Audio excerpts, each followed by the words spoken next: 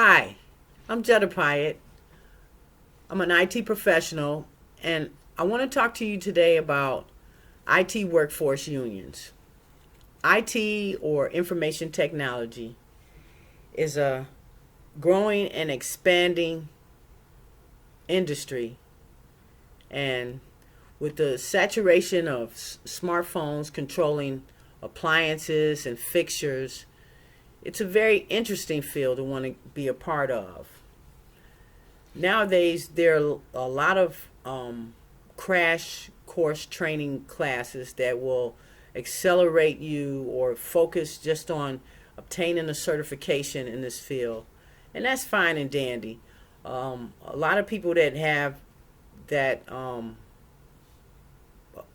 opportunity presented, it may suit their needs at that particular time. I'm all for as many people being properly trained in our field, and I'm all for um, acknowledging certifications. But like I said, one size doesn't fit all for that. Because my thing is, being in IT, yes, we all want to stay relevant and keep up our knowledge base. So it's always a constant flow of training and absorbing more and more information. But for the fast pace, is that really fair? What about experience? What about the people that have been in IT and have witnessed the changing with the technology over the years, and they have established their a foundation in it, and they can recognize and adapt to the changes that occur? Yeah, what about them? I just think that the field probably needs regulations or accountability. It's just my opinion. I strongly support and advocate for a technology union for IT workers in America. Now, the IT field is highly competitive, and then what we hear a lot of is that there are not a lot of high skilled workers in America, which, and during some of my research, I realized that if you took STEM is the science, technology, engineering, and mathematicals. Those are considered high skill in America. And if you went around the world to find the smartest countries, or the smartest graduates that produce, or what countries are they from, I think Singapore and Finland may be the top two. And collectively, their populations are close to about 5 million people. I need not say that even with a low percentage of college graduates in America coming out with these degrees and ready for the workforce, their numbers still outnumber most countries in the world. So understand that a lot of ways that people put things, and maybe myself included, will make you see things in a different way. And what I'm saying is that that's not necessarily a true statement. The Economic Policy Institute, did a study last year, and they said that only about half of the graduates in that science, technology, engineering, and math found jobs in America, with a third of them going to guest workers. The other thing about that, people who are qualified to enter into the information technology field out of college tend to go into other fields that may pay them more. And that's something to be alarmed about. So I think that our field needs to honor hard work and commitment for people who remain in the field and steady improve their skills. So I'm advocating for a union. Look. So now to be fair, now I want to say a lot of technicians or techies or computer savvy individuals are not really in favor of a union, because the way the technology field is structured, there is multifaceted. There's many things that you can do. You can write programs. You can monitor servers, space. There's so many things that you can do within the field, and a lot of people find it easy to have a portable career. So I don't, I do understand that many would be against it for that reason, since it's forever changing. And then also companies, when they're looking for candidates to fill positions in their technology department, are often looking for fresh talent. So that's another thing that, I understand that, and youth is in demand, and that's a very attractive thing. So most people in information technology kind of like um, hone their skills to fit what is the most popular thing. And the ideal of being a part of a union is not necessarily being locked into a job that has a union shop, but it's about being aware of the changes and the trends and the corporations and companies throughout this country that are hiring and what exactly they're looking for. And also to have a voice to speak for us and know the numbers and know that some people that came into technology back when COBOL was the language, and I've even worked with people that said that they used to walk into a computer to fix it. They are still viable. They're still learning new things. They're still able to take the foundations that they learned being in IT and build on to become and remain relevant. So I don't always think that that's a good thing to hire the young fresh talent, but I don't begrudge companies that do. America is a large company, and there are a lot of corporations and businesses that are looking for it. So the other thing about not being locked into a union or union shop, so to speak, is because nowadays, because of the hiring practices and the fact that you can get guest workers, companies and corporations are not necessarily loyal to your employment. A lot of places hire you at will, and they may say, work for us 90 days to 6 months, and we may bring you on. So that's another reason that the portable career of an IT professional is better, and not to be locked into maybe, a union shop at a particular job. That's not what I'm talking about. We can still afford the flexibility of what this dynamic career affords us. Now, when a lot of people, when they hear unions, they think of certain things, corruption, and you pay your dues, and the dues are high. It takes away from your bottom line, and this economy is bad. And the people at the top in the unions, they just take your money and, drive expensive cars. But in all actuality, unions are legally able to collective bargain, and they protect seniority and experienced workers, and also they bargain for decent wages and safety in the workplace. A lot of us just go to work and we do our job, and we never consider if, in fact, safety issues.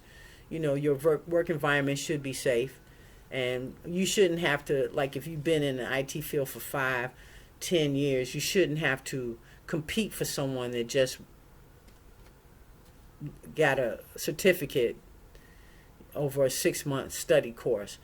I think that having a union representing you on your behalf, it can be fair. We can say that knowledge does trump experience nowadays, because the more you know, the more you should get paid. But still, there's room for all of us, and all levels of this career can be covered. So that's a part of it. But the other thing about unions, the few unions that we have, AFL-CIO, maybe the unions that represent food workers and everything, the unions themselves, as far as their office practices, are slow to adapt technology, which is kind of ironic. They don't have the database managed in a tech savvy way. So unless they get on board with adapting new technology, then they'll miss out on maintaining their members and having new innovative ways of recruiting members. I've always thought about unions since I've been in IT. I had heard about one, and I thought it was just one in particular. And I also thought that you had to work for, a certain business to get involved in that, and that's not necessarily the truth. The other thing that a lot of people know about unions, maybe not a lot, but this is part of the decline of the powerful unions in America was in 1981, America's 40th president, Ronald Reagan, who was, by the way, a member of the Screen Actors Guild, a union, and won the presidency with the backing of the unions. The Professional Air Traffic Controllers Organization went on strike, and they went on strike to protest uneven pay, unsafe working conditions, and for in their case, it was because they were forced to work long hours, get less sleep, and if they're controlling planes leaving and landing in airports, that wasn't just a safety for that immediate airport, but it was a national safety. The reasons that they struck got muddled out because it was an illegal strike. When the particulars of that situation had everything to do with the organization or the business that they're in, air traffic controllers, and the fact that you can't just ground planes because you're having a pity party. That's my best summation for you to understand that why the strike was illegal, and the President Reagan ordered them back to work. They wouldn't go, and because they felt that they would have the sympathy and understanding of the American public, and that wasn't the case. The president fired all 11,345 of them. I'll never forget that. I remember when that was happening. Both my parents were in the union, by the way, and I think that it helped. It helped put us through school. We had a decent upbringing and lifestyle, so unions were a favorable thing. And to see this happen, it was kind of strange in a way. But the air traffic controllers were replaced with military workers and people who weren't as trained, and of course at a fraction of the cost. So that kind of like put a damper on things. And in the face of striking and being confronted with the President of the United States, it kind of sent a message about unions and organizing and striking. So it's always been that whole, well, if you strike, you put our business or company or even our safety in detriment, and that's a bad negative thing. So that's the other thing about unions.